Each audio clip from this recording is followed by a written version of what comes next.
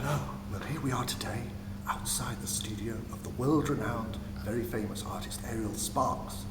Now he's an extremely private, extremely reclusive artist, and he never ever gives permission for anyone to look at his work or to go into his inner sanctum, into his studio. But I know that he's just left us for about half an hour, so we've got a few minutes and I could just give you a sneak preview of some of his works and his paintings in his studio. So if you'd like to follow me, we'll go in and have a... Now come over with me and we'll look at in more detail at some of Ariel's work. Now one of the main obsessions of Ariel's work is the spider motif. It occurs in many of his paintings. It has done for the last 2 or 3 decades. This is one of the early works he did with wonderful contrast between this really ghoulish, almost tribal, very dark, sinister head glooming out of the canvas, compared to the almost jewel-like surroundings of this wonderful, almost paradisical garden. One would say that his work comes almost very contemporary and very cutting edge, and at the moment it does refer right back, obviously, and a lot of critics, and most critics and connoisseurs have placed it within the symbolist tradition of the 1880s and 1890s.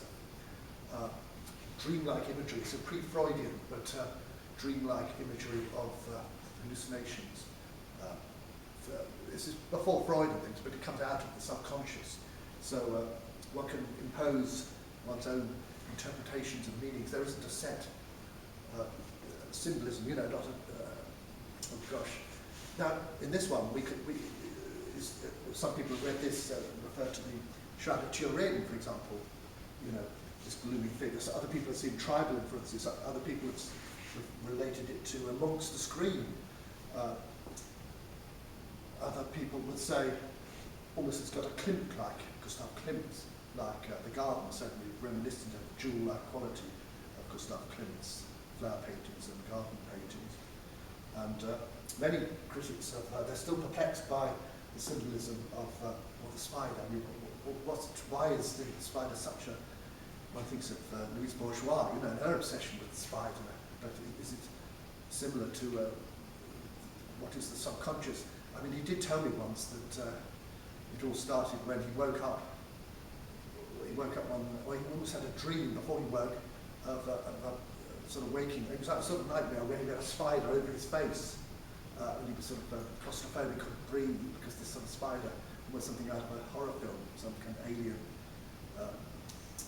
creature on his face, and that actually is what inspired him with the iconography of the spider. I mean, sometimes the spider is seen as in this painting, for example, is the spider threatening. There's a small baby in the bottom that is the spider threatening. Is the spider protecting the baby? Or is the spider about to eat the baby? Is the spider attacking the baby? Or is it protecting the baby? There's, again, a great duality. I mean, it's a sort of very threatening image of the spider, and yet they're not depressing paintings at all. They're not dark or melancholy. There's a great contrast between the quite frightening image of the spider, but yet with this very bright, upbeat, positive primary colours in the background. This is an early work with the spider, with the spider image, much more expressionist in technique, with this religious, almost looks like a Christ-like or Mary Magdalene or some kind of religious figure with the long hair, with the look of ecstasy or looking upwards, and then with the spider almost as a nightmare or sort of enclosing right above the glowering down over the figure. And again, the very expressionist brushwork, you get the effect of almost like sort of flames or the fires of hell, or certainly a nightmarish image, I would say.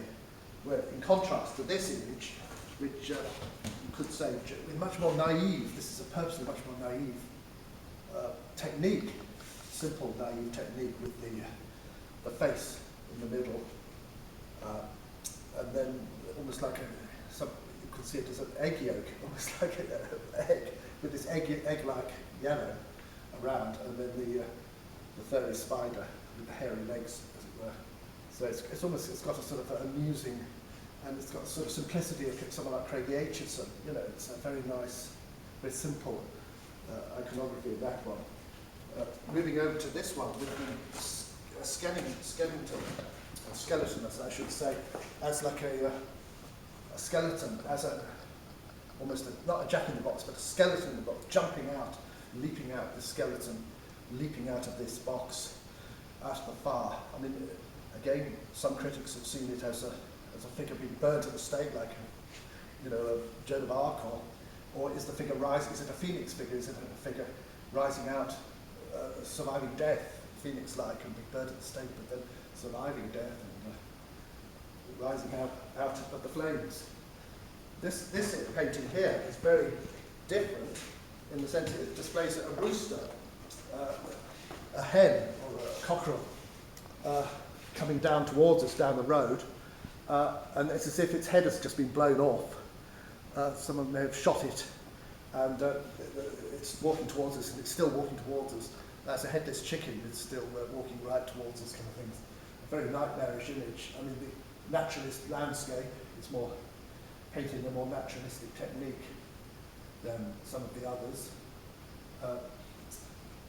This one here, again, very bright colours with the and very portrait. We do know the person who's inspired the portrait. Apparently, it was some man who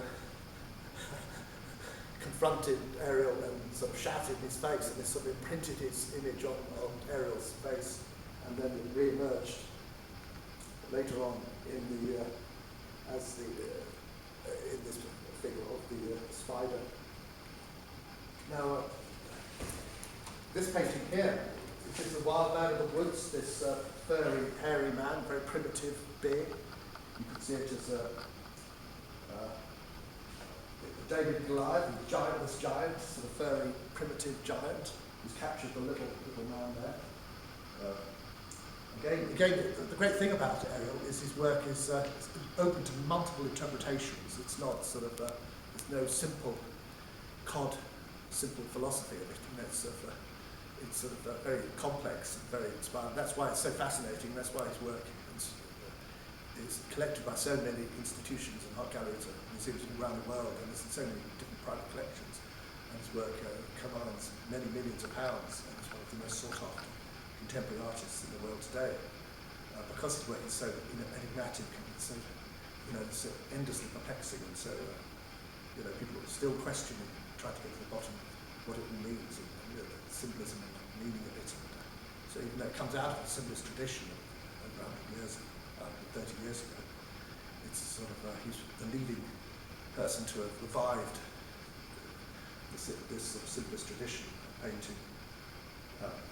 This one is very jaunty, jolly.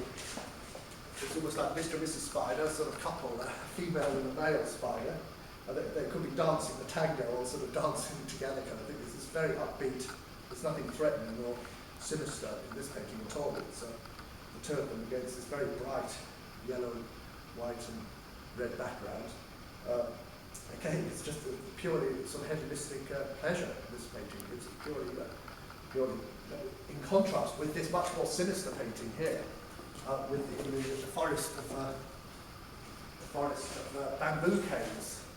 Again, there are obviously spiders. You can see the spider's legs here within almost camouflaged within the verticals of the bamboo canes. But again, it's very sinister. 6 mouths and these pairs of eyes. So again, you can't tell if they're spiders or if they're obviously not human, I can think, but what kind of sinister creatures they're skulking in the forest, watching and forever watching and waiting to pounce, as you like. So yes, so that's just a preview of just a few of his paintings.